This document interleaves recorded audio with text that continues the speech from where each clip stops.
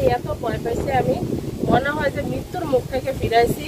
সবাই তো জানে যে আমার কিনে ঘর, অনেক অনেক বাতাস ছিল, এখনো অনেক বাতাস আর বৃষ্টি সকাল থেকে। তো আমার বাড়ির এই যে অবস্থা দেখেন, আম কাঁঠাল সব পড়ে গেছে গা বাতাসে, এই যে কাঁচা কাঁঠাল পড়ে গেছে গা, কাঁচা আম পড়ে গেছে গা। সকালবেলা উঠে দেখি এই অবস্থা। রাত্রে সারা রাত প্রচুর বাতাস ছিল।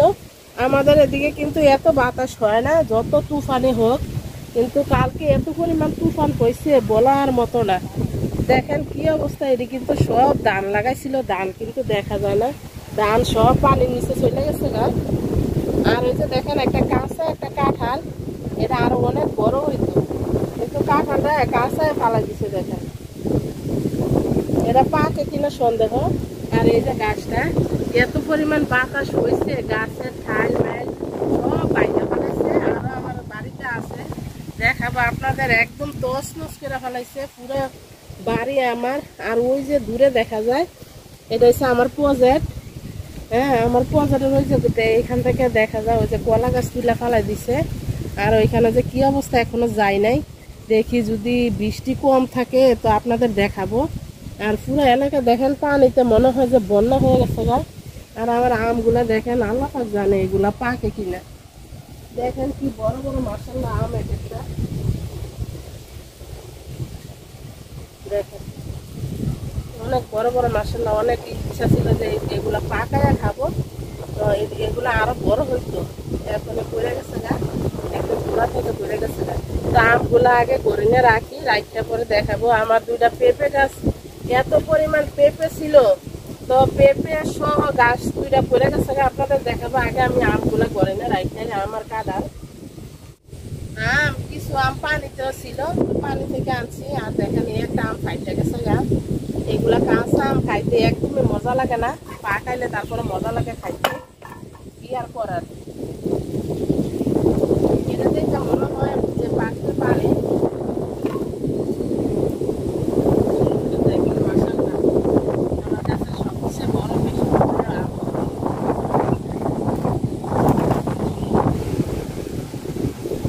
কাঁঠালটা দেখেন, এই কাঁঠাল গাছটা কিনা না, এগুলো আমার আব্বার গাছ ছিল, ওইখান থেকে ফুল লাগাইছে। এই কাঁঠালটা অনেক বড় হইতো আরো। আর এটা কিন্তু শক্ত কাঁঠাল, বড় কাঁঠাল না, আরো বড় হইতো। বড় হইলে এটা পাকবে, এটা এখন পাকে কিনা সন্দেহ। তো দেখি গড়িনে রাইখা 2-3 দিন পাকে কিনা। আজকে আসলে মুখে হাসি নাই, এত পরিমাণ কষ্ট লাগতেছে। আর আমার বাড়ির অবস্থা খুবই খারাপ।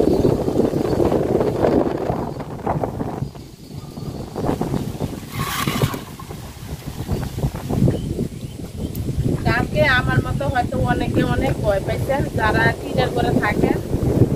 যখন বাতাস আসছে আমার মনে হয় যে আমার ঘরের চাল উড়ে লয়ে গেছে, আমি এত ভয় পাইছি, মানে ভয়ের আমার জ্বরে আসা পড়ছে, এত পরিমাণ আমি ভয় পাইছি। আর আমার এই যে দেখেন বাতাসে এগুলা, মানে যেখানে চুলাটা আছে দেখে কার্পেটটা আছে, নাইলে কার্পেট থাকতো না। আমার পেঁপে গাছটা দেখেন মাঝখান থেকে ভাঙা ফেলাইছে, তো এইটা প্রথম ভাঙছে। দেখেন এই যে কত পেঁপে, এই যে দুটা পাকা পেঁপে ছিল, বাতাস দেখে 2 দিন ধরে আমি পারবো আর পারি নাই।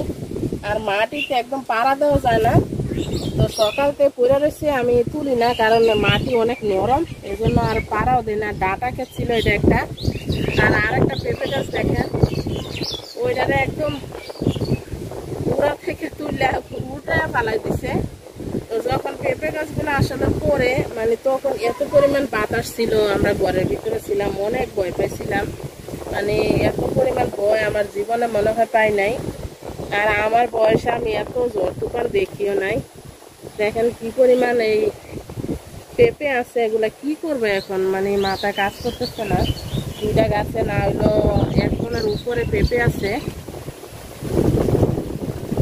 আর এই যে ছোট ছোট পেঁপে গাছগুলো সব গুলারে হালায় ফেলাইছে বাতাসে। এখন বাতাস থাকে, আর বিশেষ করে বাতাসে দেখেন পানিগুলারে, পানি এরকম ঢেউ খাইতেছে।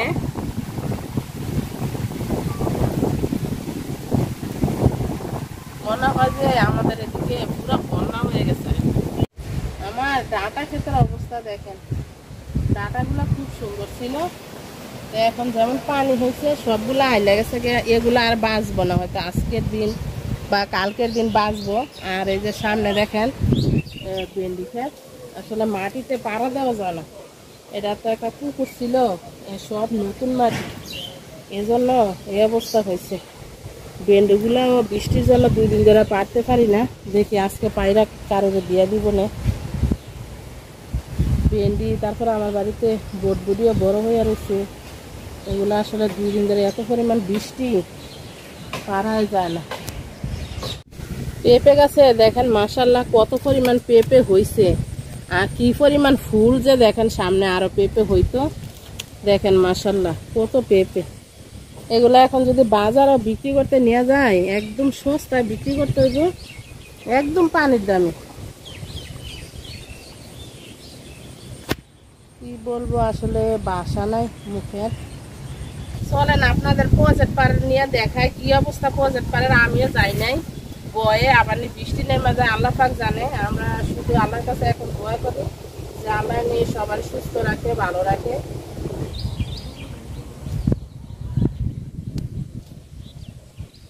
এগুলাতে এখন পাড়া দেওয়াও রিস্ক, কারণ সাপ থাকতে পারে, অনেক কিছু থাকতে পারে। আর এই ধানগুলা দেখেন একদম ডুবে গেছে গা।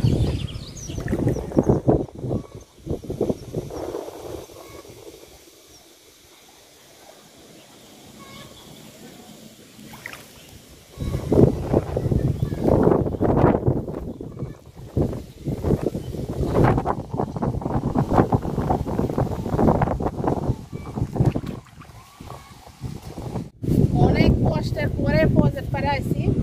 তো দেখেন আমার আলু শাকগুলো এখন তো অনেক সুন্দর হয়েছে, না মরিচ গাছের অবস্থা তো শেষে। আর দেখেন আমার পোশাক মাশাআল্লাহ সুন্দর এখনো আছে, আলহামদুলিল্লাহ পোশাকগুলো এখনো সুন্দর আছে। আর কদিন পরে যে সবজির এত দাম বাড়বো বলার মতো না। আর এই যে এরাও ধান লাগাইছে, দেখেন ধানগুলা কি অবস্থা, সব ডুবে গেছে। এটা যদি 2-3 দিন থাকে এই ধান নষ্ট হয়ে যাবো গা। পুঁই শাকগুলা দেখে আলহামদুলিল্লাহ আমার মন ভালো হয়ে গেছে। দেখেন লাল আর সাদা কত যে সুন্দর দেখা যায়, আমার বাড়ির ফুল গাছগুলার মতো দেখতে। আর আমার পুকুরটা দেখতে আসি, মাছ তো মনে হয় না যে এখন আর উঠবো, মাছ ধরা যাবে না এখন।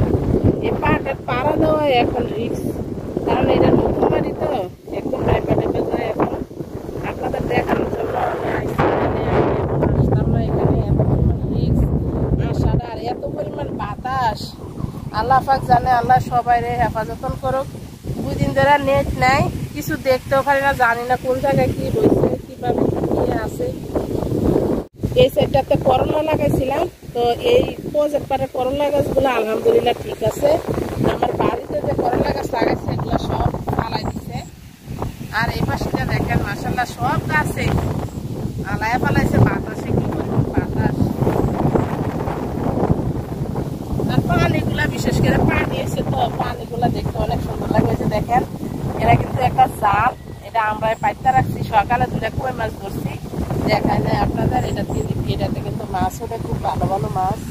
আর বেগুন গাছগুলো দেখেন সব তুলে ফালাই দিছিলাম, এখন আবার বেগুন ধরতেছে, দেখেন কত সুন্দর সুন্দর বেগুন, এটাতে পোকা নাই। এই যে দেখেন এই বেগুনগুলা কিন্তু খাইতে মজা, গাছটার এখন ফালাইয়া ফালাইছে, এগুলার আবার ঠিক করতে হইব। আর ওই যে এই পাশেও দেখেন আমার বেগুন গাছ আছে, বেগুন বেশিরভাগ পোকার লেগে বেগুন করা যায় না, চাষ করা যায় না। ওই যে দেখেন এই পাশেও আছে, ওই পাশেও আছে বেগুন আমার। আর এই সাইড দিয়ে কলা গাছ লাগাইছিলাম, ওই সামনে একটা কলা গাছ তুললা হয়তো ফালাই রাখছে বাতাসে। আমার একটা কলা গাছ দেখেন একবারে গোড়াতে তুললা ফালাইছে, তো এটার আবার লাগাইলে কলা গাছ বাঁচবো। এটা মরিচ গাছের অনুসারে ফালাইছে, এখন কিছুই ঠিক করবো না এগুলো পরে। আর এখান থেকে দেখেন আমার বাড়ি দেখা যায়, আমার বাড়ির অবস্থা তো কালকে খুবই খারাপ ছিল। তো যারা যারা এতক্ষণ ধরে ভিডিওটা দেখছেন সবাইকে অনেক অনেক অনেক ধন্যবাদ। আল্লাহ হাফেজ, আসসালামু আলাইকুম। সবাই খুব ভালো থাকেন আর আমার পাশে থাকেন, আর আমাদের জন্য সবাই দোয়া করেন।